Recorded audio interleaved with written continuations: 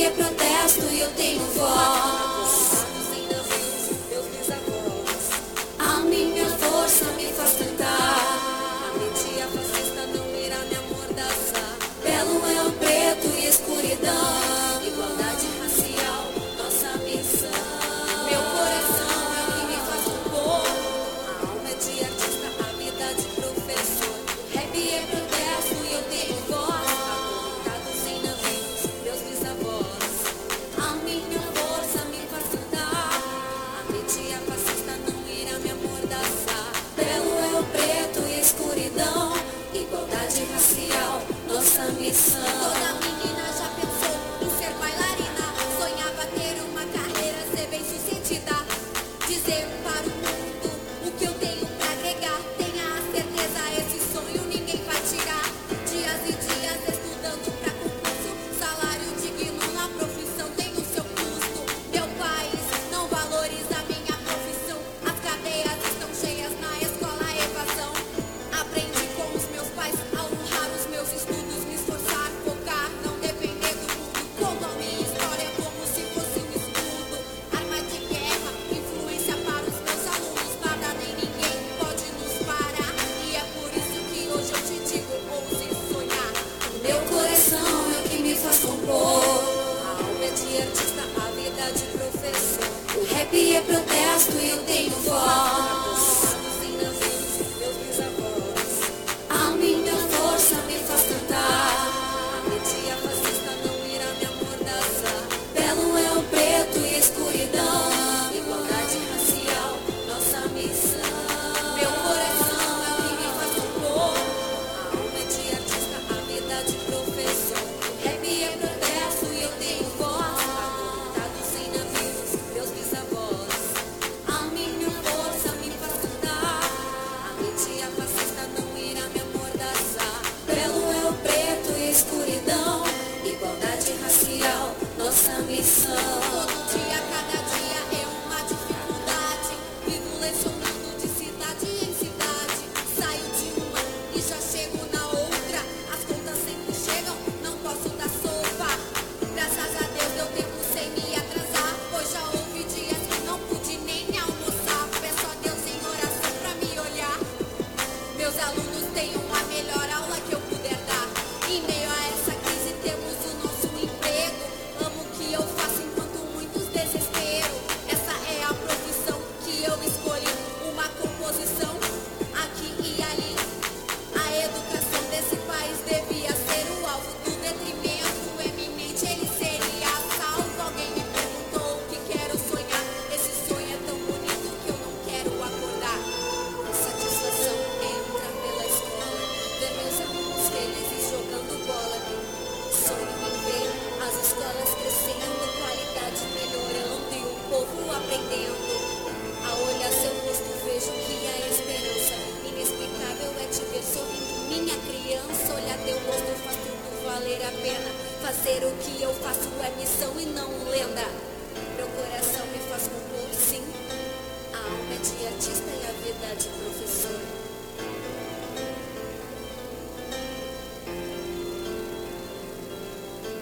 Meu coração é o que me faz compor.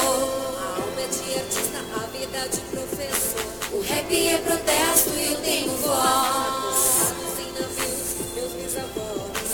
A minha força me faz cantar.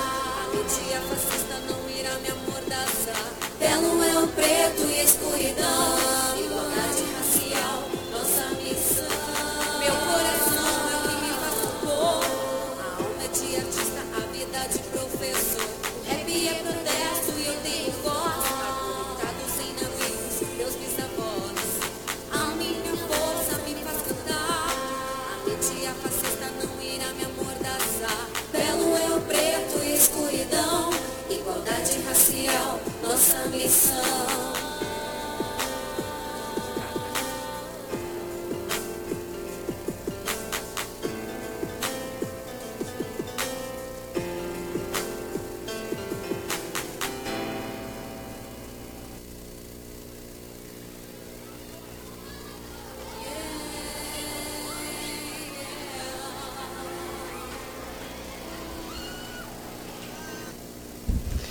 Boa tarde a todos os seguidores, ouvintes da nossa página e rádio Destaque. Mais uma quinta-feira, então, diretamente aqui do nosso estúdio, do Jornal Destaque, com o programa Fala Conselheira. E hoje estou aqui sozinha, sem convidados, mas irei fazer um programa comentado sobre o Estatuto da Criança e Adolescente, atribuições, tudo mais que envolve o nosso trabalho enquanto Conselho Tutelar, de uma forma geral. Gostaria, então, de agradecer primeiramente a Renata Carvalho, rapper, né, autora aí da música que tocou no início na abertura, então, do programa. Obrigada, Renata, uma grande compositora, uma grande profissional, professora, uma mulher de muita garra, esteve no programa anterior, quinta-feira passada, juntamente com a Ju Ferreira, e foi muito bom, uma grande audiência para nós. O programa realmente foi muito bom, o diálogo o bate-papo foi muito bacana, foi uma grande formação, foi 1 hora de formação para nós e para os nossos seguidores, com certeza, porque foi assuntos relevantes, importantes e urgentes. Gostaria, então, de falar sobre os nossos colaboradores. FOPA Despachante, Assessoria e Licenciamento Veicular, Rua Júlio de Castilhos, 575, Sala 4, bairro Niterói, Canoas. O telefone é 3475-2399. A Casa DIC, tudo em tricô, crochê para você. Avenida Victor Barreto, 2058, Canoas. No telefone 3472-9133. Churras Tchê. Trabalhamos sábados, domingos e feriados, das 11 às 14 horas, na Rua Venâncio Aires, 1080, Canoas. Pelo WhatsApp 9931-91037. Não realizam entregas. O X do Cléo, na Avenida Dom Pedro, 255, no telefone 3110-0505 ou no 3473-6187, pelo WhatsApp 9968-98327. O Empório Santo, Flora e Artigos Religiosos, Rua Rio Grande, 453. Gostaríamos também de mobilizar os nossos seguidores, a todos os ouvintes aí, Sociedade de Esteio, da região, para a doação de sangue para o senhor Sérgio Antônio Piacheski, de segunda a sexta-feira, no Hemocentro de Porto Alegre, das 8 às 18. O Hemocentro é na Avenida Bento Gonçalves, 3722, no bairro Partenon. Qualquer tipo de sangue, qualquer tipo sanguíneo, então, a doação é para o senhor Sérgio Antônio Piacheski. Sigamos. Hoje, então, a gente vai fazer um programa um pouco diferente. Vamos fazer um programa comentado, mas antes de começar os comentários, gostaria de saudar quem está nos acompanhando aí ao vivo. A Maria da Costa Neucamp. Oi, Jana. Oi, Maria querida, um grande beijo, saudades. A Elis de Moraes, do condomínio Quaraí, uma boa tarde. Então, boa tarde, Elis. Janaína Andrade também está assistindo. Um grande abraço, Jana, para ti, para o Giovanni, cidadão legal, um grande amigo. A Júlia, a Melise, nossa jovem querida Júlia, que também já passou aqui pelo nosso programa e com certeza vai retornar em breve. Dona Carmen Costa, um beijo. Terezinha Zamin também está assistindo. Beijão, Terezinha. A Ju Ferreira, boa tarde, Jana querida, boa tarde, Ju. Obrigada mais uma vez pela participação na semana passada aqui. Tenho certeza que foi maravilhoso. Foi um programa show, que deu uma grande audiência. Obrigada, Ju. Tamo junto. A Terezinha Zamin, boa tarde, Tê. O Plínio Rogério, olá, Plínio, boa tarde, querido. Vamos lá, então. Referente, vamos começar pelas atribuições, o que fazer quando. O nosso guia, né, a gente costuma seguir algumas referências biográficas, e a gente segue muito o Luciano Becciati. Luciano Becciati, ele é assessor de direitos na área da criança e adolescente hoje, mas já foi conselheiro tutelar também no Paraná, e faz formação pelo Brasil todo. E realmente, a gente, enquanto colegiado aqui de Esteio, a gente tem o Luciano como uma referência biográfica também, através dos livros no qual ele escreve. E o último, que é sobre o que fazer quando, o que o conselho deve fazer quando, a gente usa bastante. O livro do Luciano, todos eles, é baseado dentro da legalidade, né, do Estatuto da Criança e Adolescente, da Constituição, enfim, todas as leis que envolvem o nosso trabalho. Vamos ver aqui algo bem interessante que eu acho. Em caso de violência física, quando nos chega uma situação de violência contra criança e adolescente, que infelizmente é muito comum chegar situações, ainda é muito comum, a gente gostaria muito que essa realidade fosse diferente, mas não. O que fazer quando nos chega denúncias de violência física, né? Vou fazer uma leitura breve aqui do que diz o Luciano. Casos de violência física contra a criança e adolescente são extremamente comuns e, infelizmente, o que mais agride são os próprios pais. E é verdade.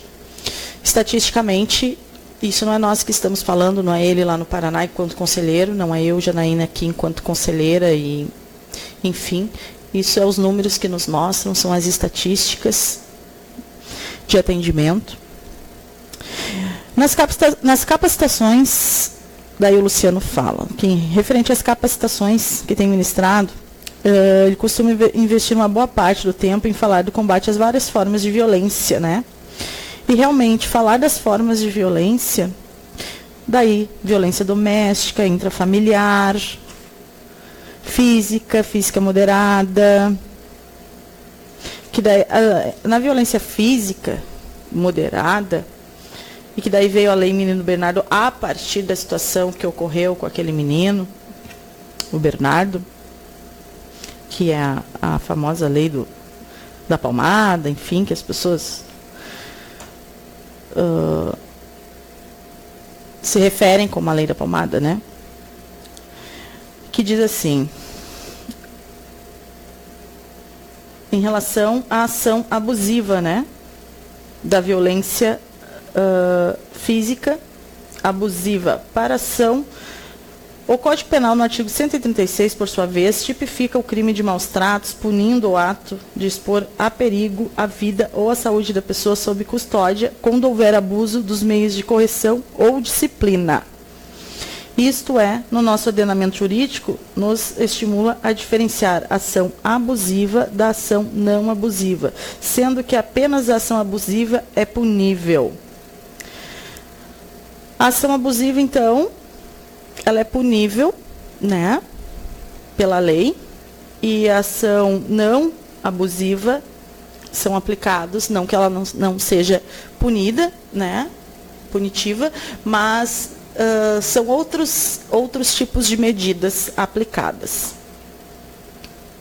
A ação não abusiva aplica-se às regras constantes na Lei Federal 13.010, de 26 de julho de 2010, a Lei Menino Bernardo, que, né, aponta as medidas. Por ação abusiva, aplique-se o Código Penal. Então, a Lei do Menino Bernardo é aplicada em casos de ação de violência não abusiva. E em ações abusivas, aplique-se o Código Penal.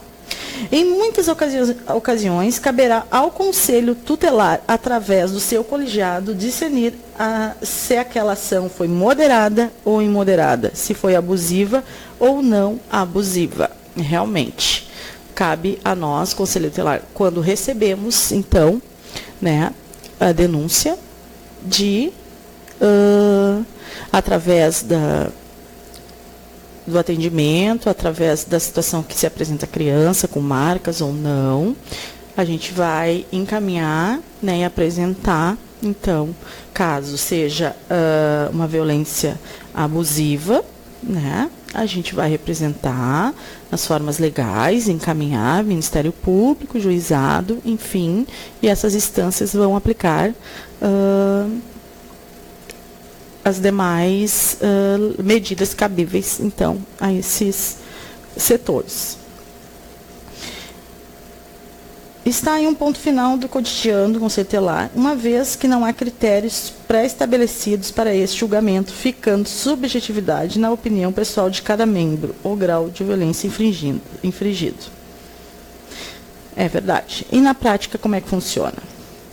Verifica-se que a violência aconteceu de forma moderada, exemplificando. Se colocar a vida e a saúde da criança ou adolescente em risco, caberão ações de orientação e advertência aos pais ou responsáveis, além da aplicação de medidas de proteção à vítima. Realmente, assim, encaminhamos quando a violência, interpretamos a violência, verificamos como forma moderada. Verifica-se que a violência aconteceu de forma imoderada, né, quando verificamos que a forma foi moderada e abusiva. Deverá ser formalizada a denúncia contra o agressor, que responderá conforme a gravidade da violência cometida. Então, como eu falei antes, né? Caso a violência, a gente detecta que a violência foi de forma imoderada e abusiva, por exemplo, fomos chamados na escola por uma denúncia de agressão física, um menino, né, está cheio de marcas pelo corpo, relatou ao professor que a mãe bateu com um fio, um pedaço de fio, um fio, e está com as costas todas marcadas, por exemplo. Uma situação assim. A gente vai lá na escola, conversa, né, com a equipe que acolheu o menino, para quem o menino relatou o ocorrido, e, de imediato, abrimos a denúncia, então, para o Ministério Público, né? Caminhamos para o Ministério Público, registro de BO, notificamos a família, né? Entregamos ao genitor, com termo de responsabilidade, a criança é entregue ao seu genitor.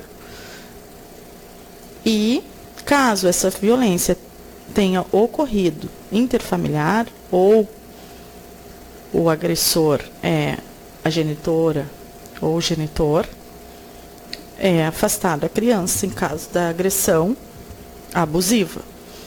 A gente pede de imediato, então, uma medida de proteção à via judicial, né? Ou o Poder Judiciário determina que essa criança fique na sua família extensa, mas não fica mais com o agressor. A gente pede que não fique na presença mais e nos cuidados do agressor. O que fazer em caso de abandono, descuido ou negligência? Denúncias de violência por abandono, descuido ou negligência deveriam ser a maior índice de denúncias do dia a dia do Conselho Tutelar. Porém, surpreendentemente, não é o que acontece. Está ligado ao fato de que a população em geral não identifica como forma de violência fatores como miséria, sujeira e doenças. Mas né, todos esses fatores são uma violência. A gente só precisa detectar quem é o agente violador. Muitas vezes não é a família, algumas vezes é a família, né, por negligenciar os cuidados. Às vezes é o Estado, por não garantir a saúde, por não garantir o saneamento, e uma série de fatores. Então, nesses casos, a gente precisa verificar, sim, né, que é uma violência, e identificar o agente violador. A violência por descuido, abandono e negligência ocorre quando os pais ou responsáveis não oferecem supervisão e proteção para as crianças e adolescentes. É manifestado também pela ausência de cuidados físicos, emocionais e sociais, pela omissão, falta de amor, falta de atenção e ausência afetiva dos pais. Aqui é quando a violência é cometida pelos genitores, né, pelos pais. Da mesma forma que a violência física pode ocorrer de forma moderada e imoderada, a violência por descuido, abandono e negligência também. Por isso, o proceder deve ser o mesmo. Então, abandono, descuido, negligência também é uma violência.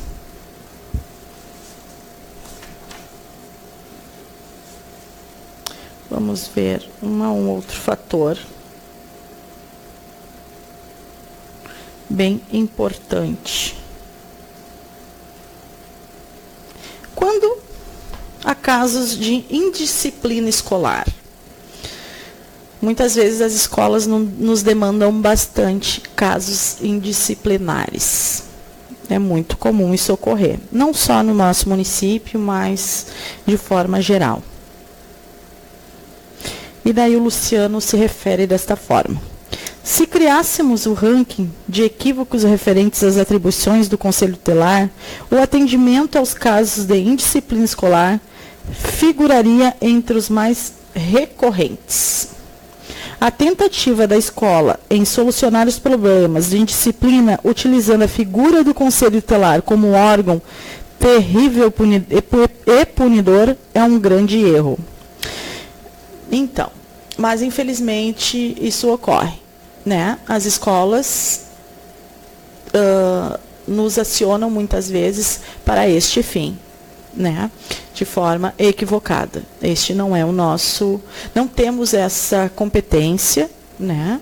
De educar, de disciplinar. Isso deve estar, claro, na base da família, né? Mas também nos projetos políticos pedagógicos das escolas. Como, por exemplo, combate à violência, como é que vão trabalhar atos indisciplinares de forma pedagógica dentro da escola. Isso deve ser pensado para dentro do currículo escolar. Né? O Conselho Tutelar ele tem que ser acionado nas escolas em momentos muito específicos, né? E através casos de infrequência, de repetência, de violência. Então, as escolas têm que nos acionar, sim, com certeza, mas para esses fins. Atos indisciplinares, a escola tem que ter as suas próprias medidas, e a nível pedagógicos. Nós temos o nosso projeto, o ECA na Escola, aí sim, estaremos em todas as escolas, se possíveis, gostaríamos muito de poder passar por todas as escolas do município.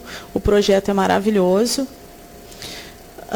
contempla alunos e professores de todas as faixas etárias, e pretendemos esse ano, sim, estar nas escolas que nos convidar, mas gostaríamos de estar mais alinhados com a Secretaria de Educação, também para estar trabalhando junto às suas equipes diretivas a importância do Conselho Tutelar.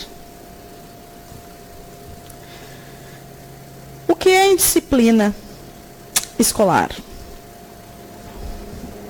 Primeiramente, é importante ampliar o conceito tradicional de indisciplina, que atualmente é interpretado ou descrito apenas como condutas inadequadas ao convívio escolar. É necessário reconhecer que o fenômeno da disciplina escolar é amplo e complexo, e que está em constante transformação. Digo isso porque é totalmente perceptível que a indisciplina identificada hoje é diferente daquela observada em décadas anteriores. O conhecimento atualizado do fenômeno da indisciplina é necessário aos professores que precisam confrontá-los com ações efetivas de identificação e controle e solução. Correto. Eu acho que é um pouquinho do que eu falei, realmente. Quais as causas, né, das indisciplinas escolares no conceito de Luciano Becciati? Não é possível elencar uma causa específica ou principal, pois, como já foi dito, o fenômeno da indisciplina escolar é amplo, complexo e está em constante transformação.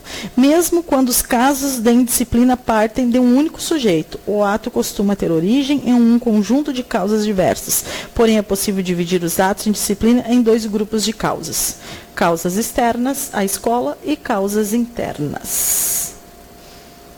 E o que a escola deve fazer? Primeiramente, a escola deve realizar um diagnóstico identificando a possível causa da indisciplina interna ou externa. A partir do diagnóstico, construir coletivamente a solução. Também é necessário estabelecer um regime interno eficaz, que indique também os caminhos a serem trilhados para coibir ou tratar os casos de disciplina. É evidente que o regimento interno da escola não poderá indicar soluções que atentem contra o ordenamento jurídico, como, por exemplo, suspensão do aluno ou mesmo expulsão. Isso não pode ocorrer, não pode estar nos regimentos internos e nem nos projetos políticos pedagógicos. Mas eu acho que vem de encontro com o que eu falei, né? O que o Luciano Becciati também traz aqui na sua biografia. É importante a escola trabalhar em torno deste levantamento das causas internas e externas de violência na escola. Vamos trocar o telefone, o meu faltou a bateria, vou pegar então do meu colega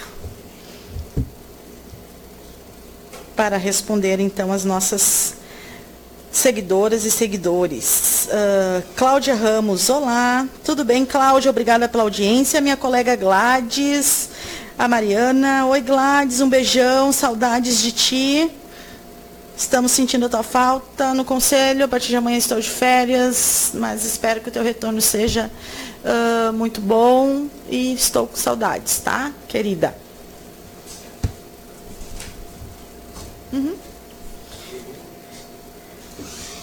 Vamos postando aí, pessoal, alguma pergunta, só postar aí que a gente está acompanhando, então, pela nossa página ali, pela live.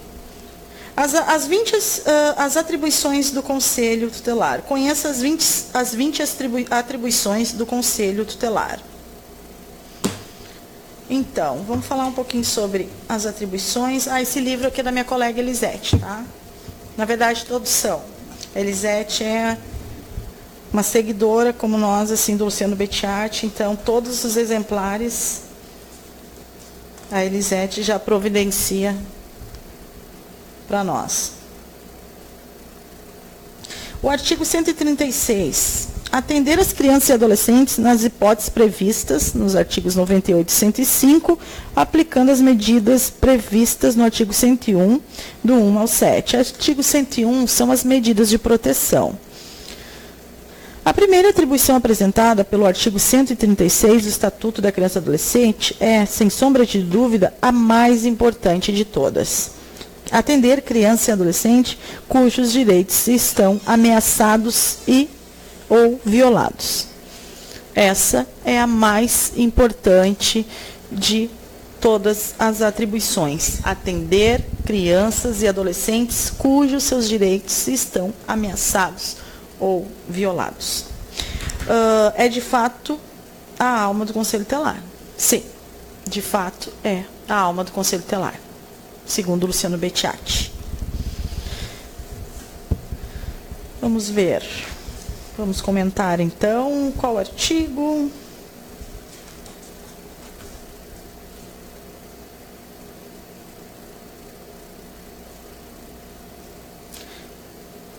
O que desencadeia, então, o atendimento do Conselho Tutelar? Será sempre a ameaça ou a violação. A suposta violação, a ameaça, que vai ser sempre, então, o nosso motivo de atendimento. Ameaça, violação dos direitos fundamentais. Direitos humanos fundamentais de crianças e adolescentes, garantidos, então, pelo Estatuto, pelo ECA, Estatuto da Criança e Adolescente. As violações, elas podem ocorrer por ação ou omissão da sociedade, do Estado, por falta, por omissão ou abuso dos pais ou responsáveis, ou em razão da própria conduta da criança ou do adolescente, como descreve o artigo 98. Então, o ECA, né, neste artigo 98, ele traz quem são os agentes, né? Quem são os agentes violador. E o agente violador pode ser o próprio adolescente, a própria criança ou adolescente, né? Que viola seus próprios direitos, e isso ocorre. E isso a gente trabalha bastante quando vamos nas escolas. A gente tenta... Porque nas escolas o que ocorre, né? O ECA traz só os direitos. O ECA traz só os direitos, não fala em deveres. Né? Realmente a gente fala só os direitos. Porque esse é o nosso foco. E é o que é atribuído a nós, enquanto conselheiro tutelar. Mas dentro do artigo 98 a gente fala também... A partir de qual momento a gente tenta resgatar isso com os próprios adolescentes, principalmente, e os pré-adolescentes, que em algum momento eles podem estar violando seus próprios direitos, né? E é bom fazer essa reflexão com eles, através do nosso projeto, o ECA na Escola, ou através de uma roda de conversa com os professores. É legal fazer essa reflexão, para eles poderem se enxergar neste contexto, né, como cidadãos de direitos. E, infelizmente, são inúmeras as violações que podem ocorrer de fato. Vamos dar um exemplo de Estado. O Estado viola o direito da criança e do adolescente quando não garante, por exemplo, a vaga ou atendimento adequado de saúde, quando não garante a vaga na escola ou não tem um atendimento adequado na área de saúde, quando não investe em programas de qualificação para adolescentes. Né? Um exemplo.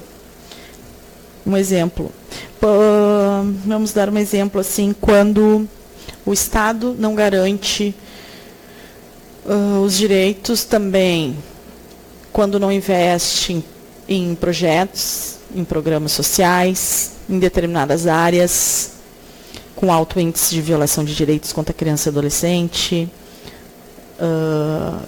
Porque hoje se tem estatística, se tem diagnóstico, né? Então, fica muito mais visível, né? E daí não são os conselheiros, não são... enfim, outros órgãos, mas os números apontam, né, regiões e violações específicas, e para ser pensado, né, para o Estado pensar de que forma vai garantir, então, esses direitos, vai combater determinadas violências e em quais regiões que ocorrem.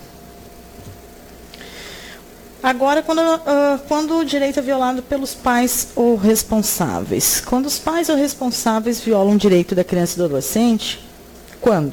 Quando faltam ou se omitem em relação às obrigações descritas no artigo 22 do ECA, que diz: aos pais incumbe o dever de sustento, guarda e educação dos filhos, e principalmente quando violência física, sexual ou psicologicamente seus filhos ou pupilos.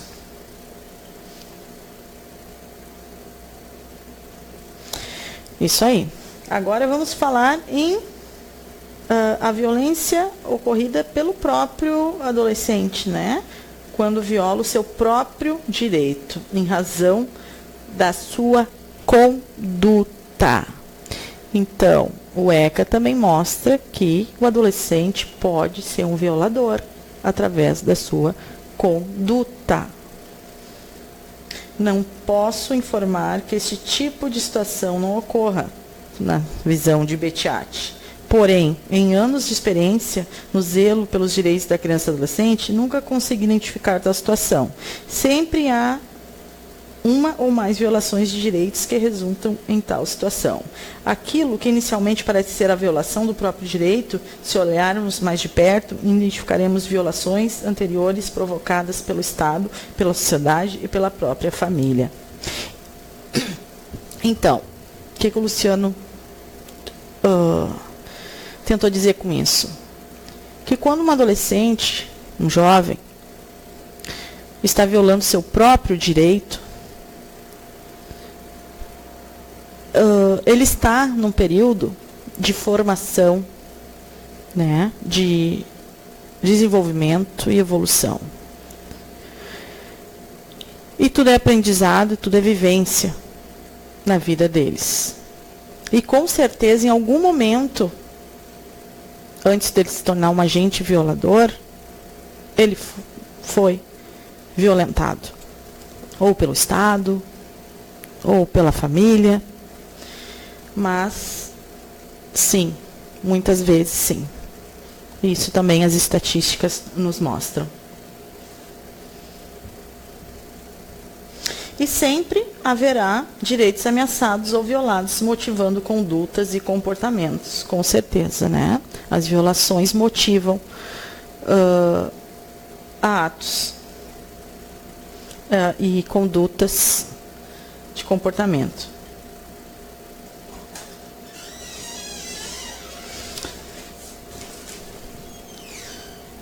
O nosso querido Anderson Loureiro, Andréia Forte, está acompanhando também. Um grande abraço, Andréia, ao nosso colega Anderson Loureiro, comunicador também aqui do Jornal Destaque.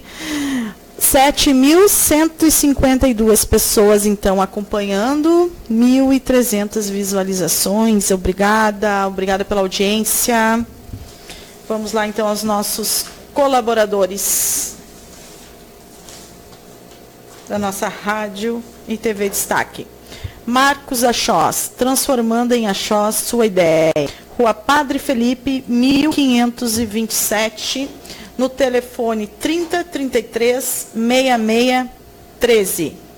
Ilê Ogum Onira, Rua Rio Pardo, 663, pelo telefone 9845 44718 ou 9924 65524. Vereador Paulinho de Odé de Canoas, lutar, respeito e direito. Ilê Reino dos Orixás, Avenida Esperança, 69, bairro Guajuviras, Canoas.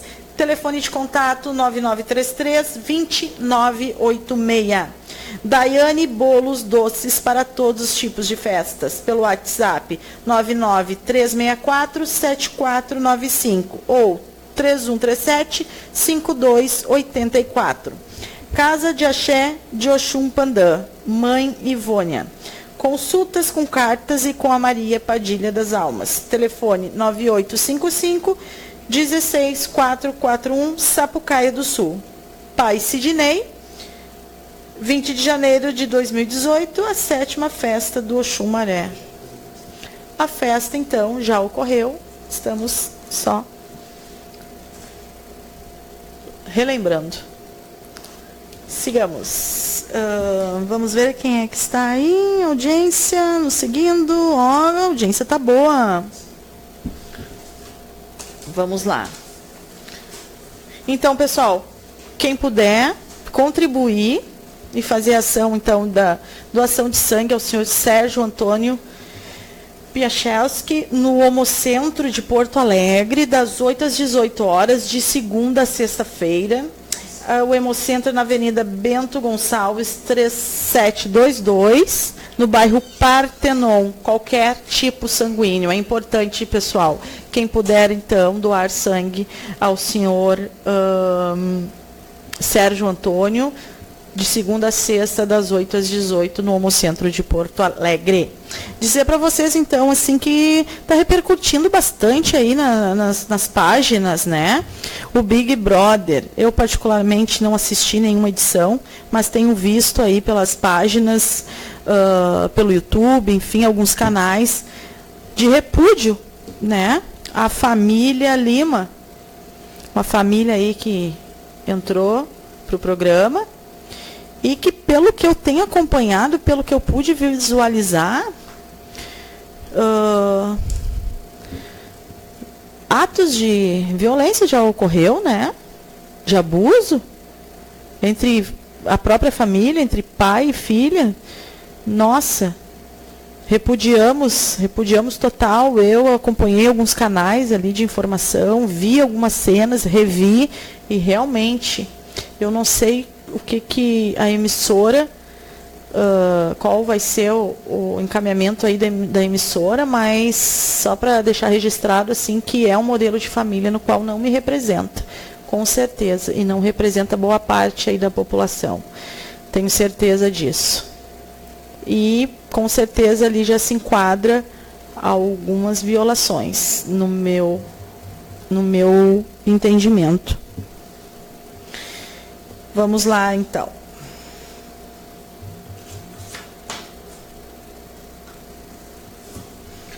Nosso Luciano Bettiati, olha, ele é maravilhoso, né? Ele tem ótimas biografias.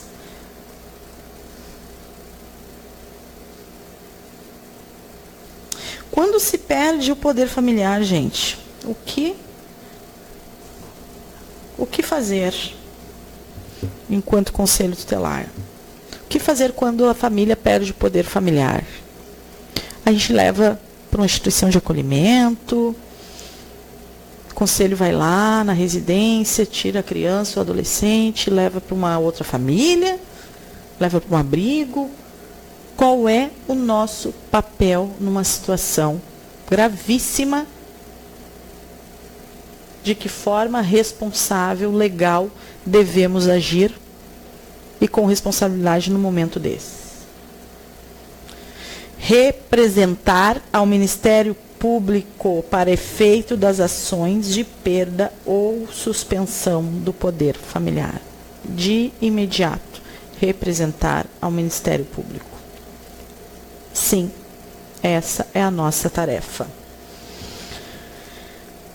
Isso está no artigo 136. Representar ao Ministério Público para efeitos das ações de perda ou suspensão do poder familiar, após esgotadas as possibilidades de manutenção da criança ou do adolescente junto à família natural. O que ocorre, tá? Esgotadas as possibilidades de manutenção. É quando não existe a possibilidade da criança ou do adolescente se manter naquele contexto familiar, naquele conjunto da família, ou na família extensa. O que seria a família extensa? Os tios, os avós, a família extensa, toda a família extensa, né, que poderiam, naquele determinado momento, daquela situação de violação, suposta violação, acolher a criança ou adolescente, né, no vínculo familiar ou família extensa. Daí sim, representamos, então, ao Ministério Público, pedindo de imediato a medida protetiva cabível ao Judiciário, de aplicação do Judiciário.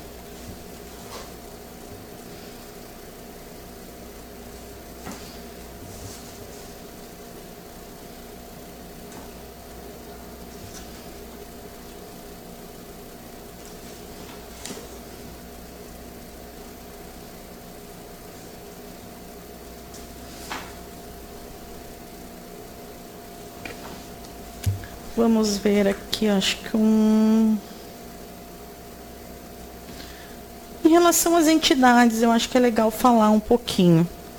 A gente tem várias entidades que trabalham direto, né, com crianças e adolescentes, que direto ou indiretamente, né, trabalham com e para crianças e adolescentes. E no artigo 191, como denunciar irregularidades em entidades governamental ou não governamental.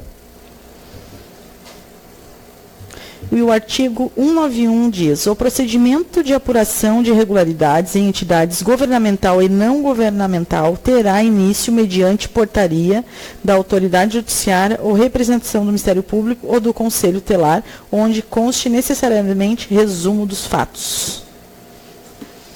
Então, quem pode fiscalizar as entidades governamentais e não governamentais? Ministério Público, Juizado e Conselho Tutelar. O artigo 191 do Estatuto da Criança e do Adolescente, do ECA, estabelece como se dará a continuidade do exercício de atribuições de fiscalização às entidades governamentais e não governamentais, referida no artigo 90, nos casos onde é instalada irregularidades.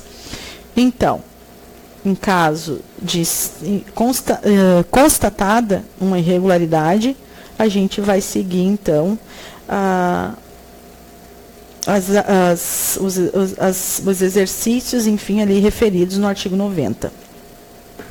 A representação, a denúncia, é fruto da fiscalização, que, em tese, deverá ser feita conjuntamente à autoridade judiciária e ao Ministério Público. Então, quando a denúncia é aberta após a fiscalização, que a gente vai abrir a denúncia após fiscalizar, de imediato a gente tem que conjuntamente encaminhar, então, a denúncia a esses dois setores, né? A autoridade judiciária e ao Ministério Público. E na prática, ao encontrar irregularidades, o colegiado deverá avaliar a gravidade da situação e poderá decidir por notificar os responsáveis pela entidade, dando prazo para adequação, inclusive com envio de informações para o Conselho Municipal dos Direitos da Criança e do Adolescente, ou se já fará a representação à autoridade judiciária, lembrando-se que a atribuição de notificar tem duas funções: convocar e dar ciência. Sim. Então, a gente pode notificar, uma notificação convocatória aos coordenadores da entidade, ou uma notificação informativa, informando que foi detectado algo, uma irregularidade, a gente está informando e dando um tempo para adequação. Ou encaminhar a denúncia diretamente ao Ministério Público e ao Poder Judiciário. E é uma decisão que não é de um conselheiro só, é de um conjunto, é de um colegiado. De forma documentada, juntando todos os pareceres, laudos e relatórios de outros técnicos que podemos requisitar para acompanhar a fiscalização. Podemos, inclusive, requisitar que assistentes sociais possam nos acompanhar durante a fiscalização. A rede de proteção pode ser mobilizada para acompanhar o Conselho Tutelar na fiscalização, na produção de relatórios e laudos. Assistente social não produz laudo, tá? Produz relatório. E atestar a qualidade e eficiência do trabalho nas entidades.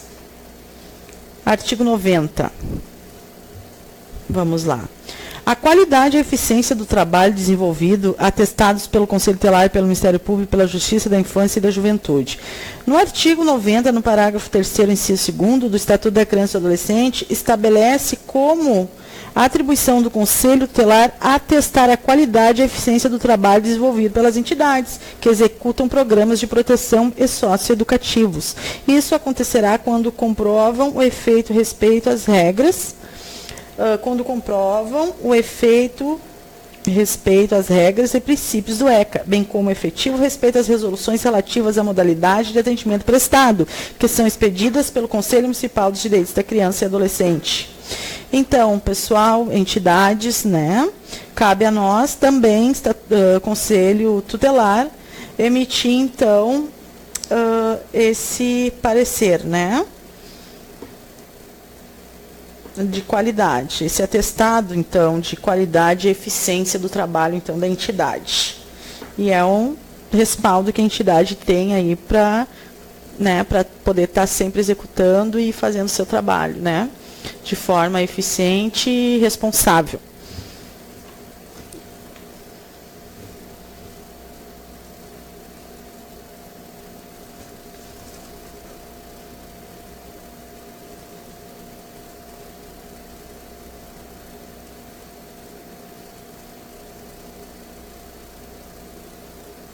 Vou dar um exemplo aqui que o Luciano Bettiati traz, que eu achei bem significativo. Durante uma fiscalização, é constatado que a entidade cumpre de forma satisfatória o disposto no Estatuto da Criança e do Adolescente e nas resoluções de Conselho Municipal dos Direitos da Criança e Adolescente. Porém, sob a orientação do Corpo de Bombeiros, terá que instalar luzes e emergência ou extintores de incêndio. Neste caso, é possível que o Conselho Tutelar emita o atestado de qualidade e eficiência com a ressalva de que a entidade deverá se adequar às exigências indicadas pelo órgão responsável, isso é, o Corpo de Bombeiros. É indicado que o Conselho Tutelar faça ao diretor ou responsável pela entidade assinar um termo de compromisso. Então, isso também cabe ao Conselho Tutelar, né? Esse tipo de ação em relação às entidades. Vamos lá. Os nossos colaboradores, não podemos esquecer os nossos queridos colaboradores, nossos parceiros, apoiadores. A Mãe Rosane de Dacó, a Alfa Lux, Consultas Espirituais, Tarô e Reiki. Rua Ney Brito, 125, bairro Santo Inácio Esteio, pelo telefone 3078-1027 ou pelo WhatsApp 981233727, falar com a Simone. O Mercado Acadrole, na Rua Quaraí 677, na Vila Esperança, Esteio, pelo telefone 3459-0015 ou pelo WhatsApp 99252-3758. Lembrando que todas as quintas, de quinta a domingo, o mercado oferece diversas promoções, inclusive no decorrer, a nossa página aí do jornal sempre posta, então, todas as promoções, então, do dia no Mercado Acadrole. X do Alemão, que trabalha de segunda a sábado nos horários das 11h30 às 14 horas, das 19 às 24 horas, e no domingo das 19 às 24 também. Pela tela entrega 3459-2765, X do Alemão, no bairro São José Esteio. Para lembrar, então, que acredito que nos próximos programas teremos aí uma série bem bacana, aonde teremos participação de adolescentes, podendo aí, então, escutar a nossa juventude, estar conversando sobre os mais diversos temas que envolvem a criança e o adolescente, escola, educação, segurança, política. A gente precisa cada vez mais dar voz aos nossos adolescentes, aos nossos jovens. Então, teremos uma série aqui na Rádio Destaque, através do programa Fala Conselheira, uma série, então, aí com alguns jovens, com a participação de alguns jovens. Vamos ver. Primeiro programa que eu faço só. Primeira apresentação só. Sempre tem alguém, né? E hoje, então, decidi fazer esse programa comentado sobre um pouquinho, então, do nosso trabalho enquanto Conselho Tutelar, sobre as atribuições, sobre o Estatuto da Criança e Adolescente. Aí tem muito ainda para a gente poder abordar, poder estar falando no decorrer aí dos nossos meses, enfim, os programas aí que virão. Um prazer enorme. Obrigada. Gostaria de agradecer muito a audiência de todos e todas que acompanharam o programa Fala Conselheira pela página do Jornal Destaque. Dizer que a família Lima não me representa no programa do Big Brother. Não me representa. E gostaria muito que a emissora se posicionasse em relação ao que está ocorrendo dentro da casa, que envolve a família Lima. Dizer que semana que vem estaremos aí com mais um programa Fala Conselheira, não esquecendo então de quem puder doar sangue no Hemocentro de Porto Alegre, de segunda a sexta, das 8 às 18, ao senhor Sérgio Antônio. É muito importante, por favor. É uma campanha aí pela vida do senhor Sérgio Antônio. Quero agradecer a todos os seguidores, mais uma vez, a todas as pessoas que estão acompanhando o programa Fala Conselheira, e dizer então que quinta-feira, no mesmo horário, estaremos aqui. Uma boa tarde a todas e todos, e até quinta-feira que vem com o programa Fala Conselheira.